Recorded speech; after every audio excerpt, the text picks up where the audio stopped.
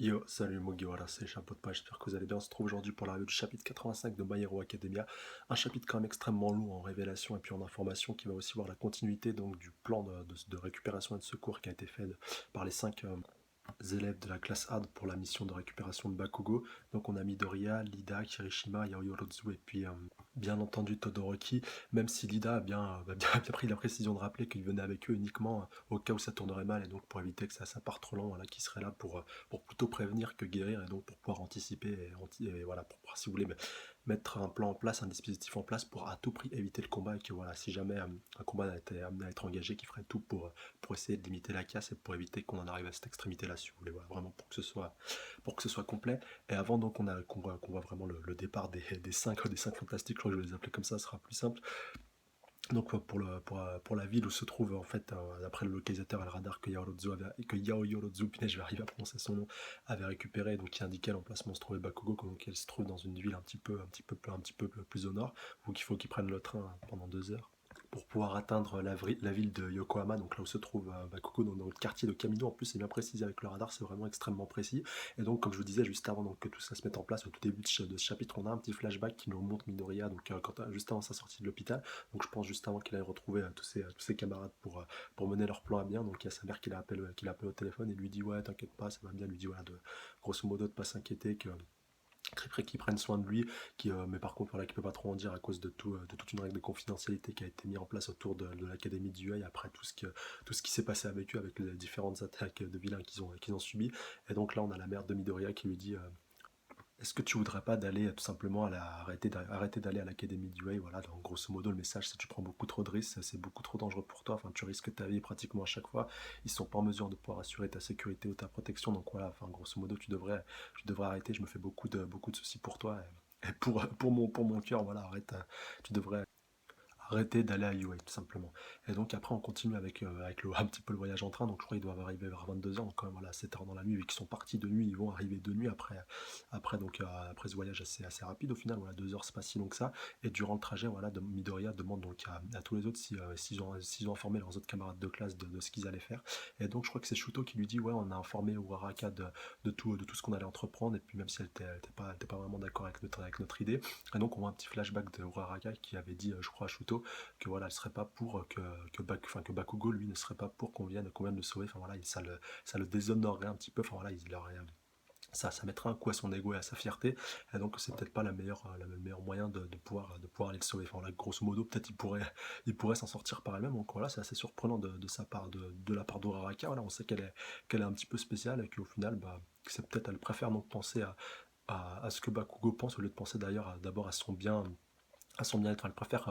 préfère qu'il soit bien avec sa conscience, qu'il soit bien, on va dire, physiquement. Donc c'est un petit peu étrange, mais bon, au final, ça reste un avis comme les autres, et puis il faut le respecter. Et donc, ce à quoi Midoriya réagit un petit peu voilà, en repensant voilà, directement à la dernière fois qu'il a vu Bakugo, qui lui avait dit donc DQ, voilà, ne viens pas me sauver, voilà, grosso modo, reste ici, mais ne t'en mêle pas, voilà, grosso modo. Et après, on voit l'autre flashback donc, qui continue un petit peu c'est la réponse que Midoriya avait donnée à sa mère, donc qui fait quoi ce que je vous disais au début de ce chapitre-là, où donc il lui a dit que tout ça il le fait pour All Might, qu'il le doit à All Might aussi, mais vu que son individualité lui a été léguée par All Might, et que donc lui doit être un petit peu la continuité de All Might, vu qu'il n'y en a plus pour très longtemps au final, voilà, même s'il ne le sait pas encore à ce moment-là, voilà, mais que ça a été sous-entendu par All Might lui-même, et que dans le futur, il sera amené à devenir un petit peu son successeur en tant que boss des super-héros. Voilà, grosso modo, il peut pas aller contre sa nature, et qu'il a un engagement, si vous voulez, vis-à-vis de All Might, et qu'il peut pas prendre cette décision-là d'arrêter et puis de faire machine arrière. Et comme il le dit très justement, que c'est le rôle d'un héros de se mêler un petit peu de ce qui ne le regarde pas, surtout quand ça c'est un petit peu en contact avec les vilains. Donc on continue après avec l'arrivée à Camino, où ils vont devoir donc ça a été aussi c'est un passage qui m'a fait assez marrer. Alors peut-être une petite référence à One Piece avec le petit centre commercial dans lequel ils doivent se rendre pour aller acheter deux trois petits déguisements, donc qui s'appelle le Don Quichotte, je crois que ça s'appelle Don Quichotte Shop ou quelque chose comme ça. Je sais pas si c'est totalement tiré enfin si ce magasin-là existe dans la réalité au Japon. Encore une fois, les puristes qui ont été au Japon me corrigeront dans les commentaires pour me dire si vraiment ce type de magasin existe et s'il porte ce nom-là. C'est plus le nom qui m'intéresse au final que le type de magasin qui je pense lui doit exister, qualifié quelque part. Et donc après on voit que comme le déclare, je sais plus qui c'est qui le déclare, c'est peut-être Yao Yorozu ou Lida, pour éviter donc passer dans des gamins dans ce quartier voilà un petit peu malfamé, un petit peu craignos et tout, qu'il valait mieux qu'ils mettent des déguisements, et déjà pour cacher qu'ils sont des étudiants de l'académie du et surtout que ça fait grand bruit dans le Japon, dans tout le Japon, comme on aura l'occasion de le voir un petit peu après, et que voilà, pour un petit peu se fondre dans la masse et pour paraître surtout un petit peu plus vieux et éviter donc qu'on vienne les emmerder en les considérant un peu comme des gamins, et donc un petit peu pour casser leur cou, pour un petit peu leur mettre une couverture et éviter donc qu'ils se fassent repérer facilement. Ils vont tous adopter un type de déguisement voilà, plus ou moins réussi, et perso j'ai surkiffé celui de Midoriya avec sa petite barbiche et ses petites lunettes de soleil, voilà, peut-être une petite référence, non je déconne, mais quand même ça lui fait ah ouais, facile 10 ans de plus avec sa petite barbiche et ses lunettes, enfin voilà, et sa coupe de cheveux, enfin là, c'est vraiment un tout, il est passé de petit gamin vraiment à adulte, enfin voilà, à ado adulte, enfin de 10 ans à 20 ans grosso modo, c'est vraiment l'impression que j'avais quand je l'ai vu. Et pareil donc pour tous les autres, voilà, il y a Ryorozu aussi voilà, qui fait vraiment femme maintenant avec une très forte poitrine. Pareil donc pour tous les autres, Shuto aussi qui ça change un petit peu de son style capillaire, voilà, avec une coupe un petit peu classique avec ces deux couleurs là, avec une perruque, avec des mèches qui partent un petit peu dans tous les sens. Enfin, voilà, c'était assez sympa. Et Lida c'est le plus réussi avec sa petite moustache, lui il faisait vraiment daron. Enfin franchement ça là déjà tu vois qu'il a assez baraque, qu'il a une stature assez imposante. Là tu lui mets le maquillage qu'il faut, tu le grimes comme il faut, franchement il fait daron d'une bonne trentaine d'années. Enfin voilà, on va dire entre 25 et 30 balais, c'est lui qui faisait clairement le plus vieux, et ça lui allait franchement très très bien. Après, on voit même aussi Yao Yorozu, punaise, j'arrive jamais à prononcer son prénom, c'est vraiment un truc de fou. Enfin, je vous prie de m'excuser à chaque fois. Donc, avec une déclaration en a là des autres, je sais plus si c'est Lida ou si c'est Kirishima qui lui dit mais punaise pourquoi tu t'es pas servi de ton individualité pour nous créer des costumes au lieu de nous faire dépenser de l'argent bêtement, vu que je rappelle que l'individualité de Yao Yorozu lui permet de créer toutes sortes de vêtements, toutes sortes de déguisements, enfin voilà, c'est vraiment, elle a vraiment une individualité très intéressante, et donc elle lui dit non voilà je sais pas, c'est pas mon style d'un petit peu d'enfreindre les règles, de me servir de mon individualité, on va dire sans que ce soit une mission officielle ou autre, voilà, de manière un peu officieuse et tout. Et donc voilà, et puis je travaille aussi pour l'économie de mon pays, ça aussi c'est une bonne référence aussi au système un peu au système japonais où voilà on est plus comment on pourrait qualifier ça, euh,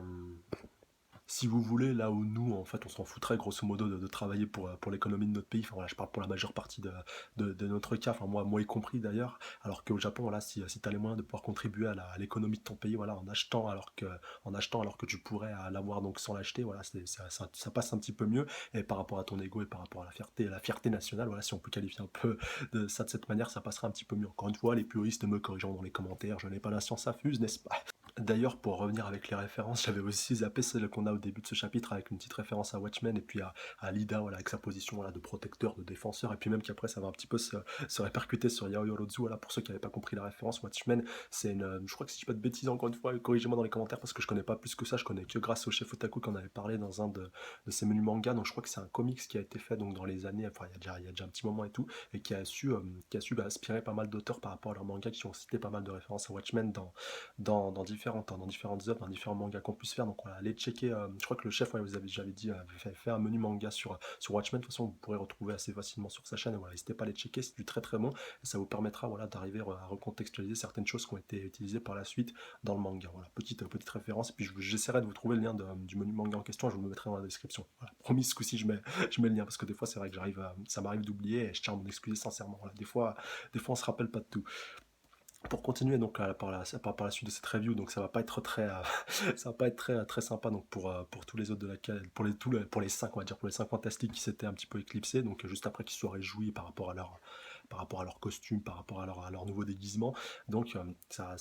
tourne un petit peu au vinaigre, donc on voit même des sortes de loupards vu qu'ils sont dans un quartier assez chaud comme je disais tout à l'heure. Donc encore Yue qui fait des scènes, donc ils ont cru que voilà, et même nous on s'est fait avoir, voilà, on s'est fait un petit peu prendre par l'auteur en croyant donc ils s'étaient fait percer à jour malgré leur déguisement qui venait à peine donc de revêtir, alors que non, c'est tout simplement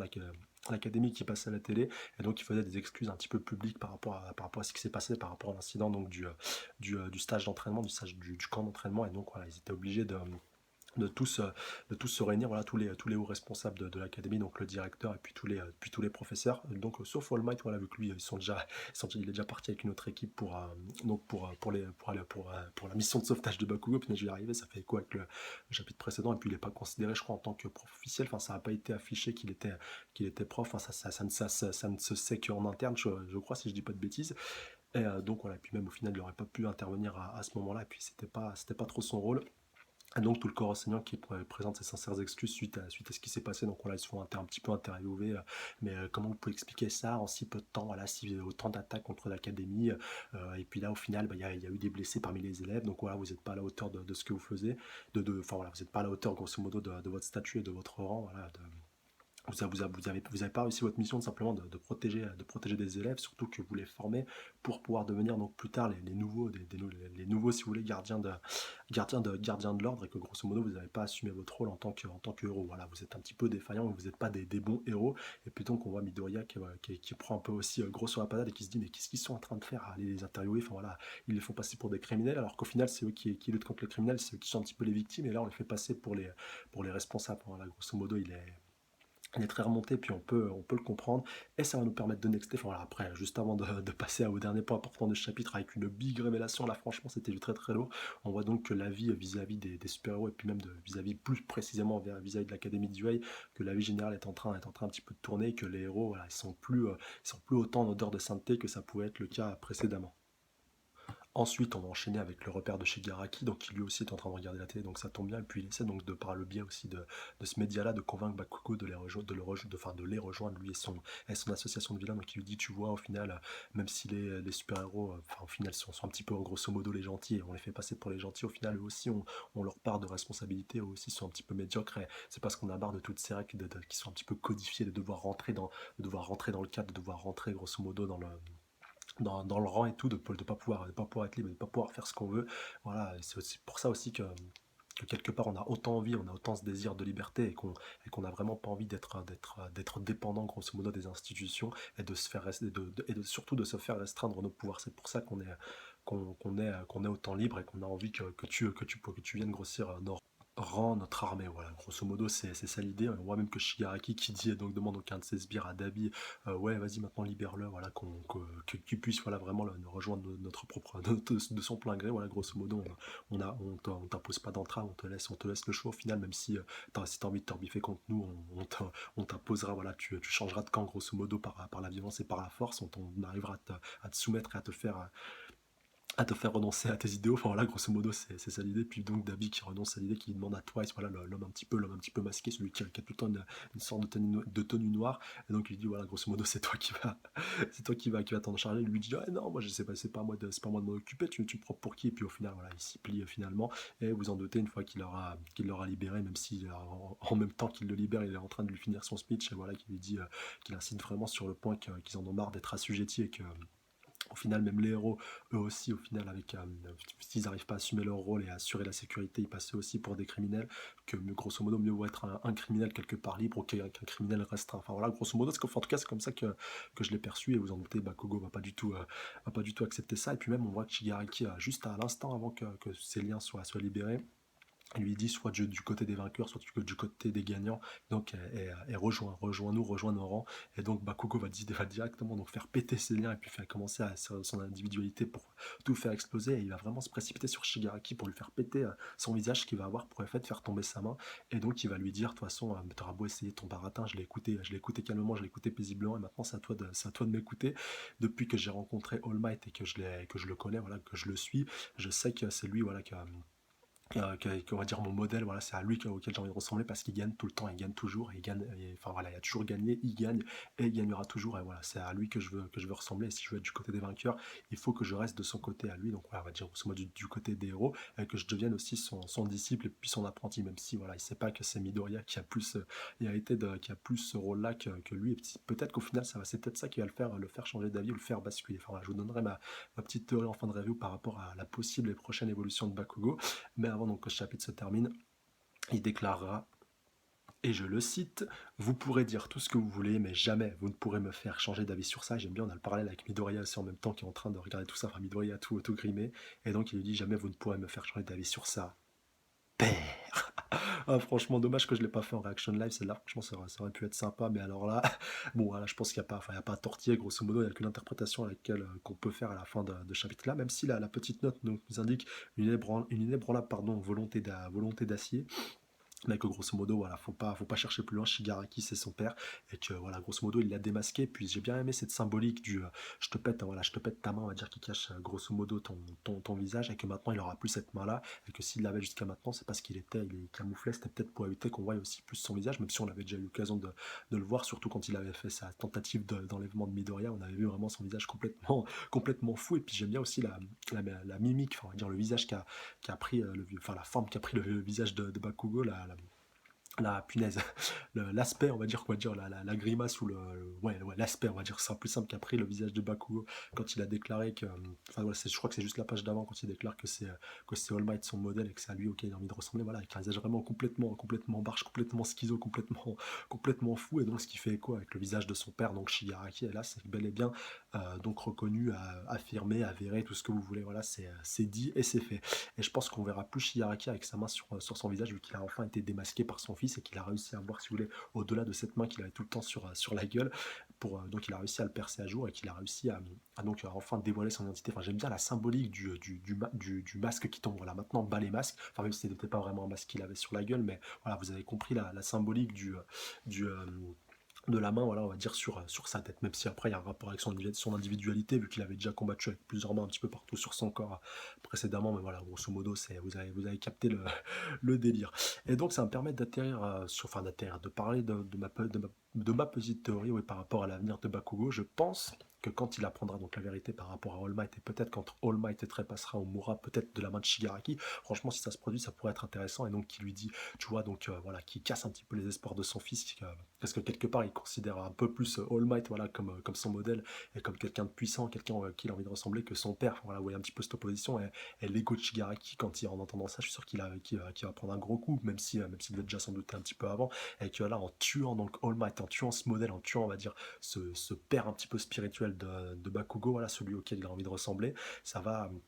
faire changer Bakugo un petit peu, ça va faire basculer un peu du côté obscur, si vous voulez, même s'il ne rejoint pas son père, il va repartir peut-être en indépendant ou avec une autre faction qu'on n'a pas encore vue, et peut-être avec Stein, voilà, voilà, Stein, vous l'appelez comme vous voulez, voilà, le tueur de héros, vu que lui il fait encore cavalier seul, même si Shigaraki, on avait vu à la fin de l'arc où il était apparu, que il avait tenté de le recruter. D'ailleurs, je sais pas si ça s'est fait officiellement ou pas. Enfin bref, pour moi, il navigue toujours enfin, il agit toujours en tant qu'en cavalier seul. Il agit toujours en solo, même si pendant un temps, il va peut-être s'allier, ou il s'est allié, ou il s'alliera avec Shigaraki. Je pense qu'il agira toujours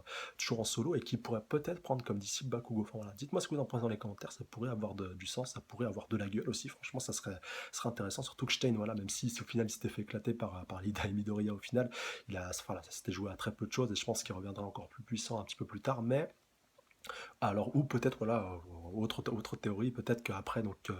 que Shigaraki ait tué All Might, il va peut-être un petit peu, voilà, atterrir et se dire, ouais, punaise, en fait, mon père, il est fort, et puis il va finalement devenir son disciple, et puis basculer, voilà, du côté obscur, mais d'une autre manière. Voilà, là aussi, ça pourrait avoir de la gueule et être intéressant, et il va peut-être donc avoir une grande rivalité qui va naître avec Midoriya à ce moment-là, donc Midoriya qui, à ce moment-là, je pense, récupérera tous les pouvoirs de All Might pour devenir un petit peu le nouveau All Might, et puis que Bakugo, lui, va plus rester voilà, du côté de son père, et essayer donc peut-être de le surpasser, ou de surpasser Midoriya, qui a été choisi par All Might par le passé, voilà, donc qui va être encore plus jaloux de lui, vu qu'il, punaise, c'est lui qui a récupéré la puissance de All Might, c'est lui le nouveau All Might, voilà, j'aurais voulu être son disciple et tout, je suis trop dégoûté et tout, je suis trop vénère, et donc pour ça je vais devenir encore plus puissant pour pouvoir le détruire, pour pouvoir détruire les héros. Enfin voilà, Bakugo, je pense qu'il va vraiment devenir un vilain enfin, voilà, dans les années, dans les chapitres, et puis dans les arcs à venir. Enfin voilà, je pense qu'un petit basculement, du mauvais côté, ça pourrait être intéressant, voilà, comme ça peut se faire dans d'autres mangas. Enfin, certains penseront bien entendu au basculement de Sasuke, voilà, qui allait rejoindre quelqu'un un vilain, on va dire, un peu plus puissant, qui pouvait lui apporter ce que d'autres ne pouvaient pas lui apporter. Donc ce sera peut-être l'occasion de voir tout ça un petit peu plus tard. En tout cas, laissez-moi dans les commentaires par rapport à tout ça, comme d'habitude. Donc n'hésitez pas à être un petit peu bleu, commenter, partager, surtout à vous abonner à la chaîne si c'est pas déjà fait, pour plus de reviews, à aller checker la page Facebook aussi si c'est pas déjà fait, voilà, le lien dans la description comme à chaque fois. Et donc, alors, petite clarification pour ceux qui se demanderaient, voilà, pourquoi j'ai changé encore une fois de décor, ça fait un petit moment que j'ai pas réouvert ici, et surtout c'est pourquoi je parlais un peu plus doucement, c'est parce que sinon, si j'étais resté, voilà, grosso modo dans ma chambre, voilà, c'est là où je tourne les trois quarts de mes reviews, j'aurais dû attendre très tard pour pouvoir pour pouvoir tourner, j'allais dire, pour parler, pour pouvoir reviewer, si on peut dire ainsi, et j'aurais peut-être pu parler un petit peu plus fort, mais voilà, franchement, j'ai fait selon les moyens du bord, vu on fait pas tout le temps comme on veut, surtout quand on vit à plusieurs dans un appartement assez, voilà, enfin, j'ai pas à trop à me plaindre, il est pas tout petit non plus, mais voilà, Quand je suis amené à parler fort, ça s'entend, enfin, immanquablement, voilà, grosso modo. Donc, voilà, c'était juste pour le petit message. Sur ce, je vous laisse à la semaine prochaine. Prenez soin de vous. Salut à tous. Sayonara.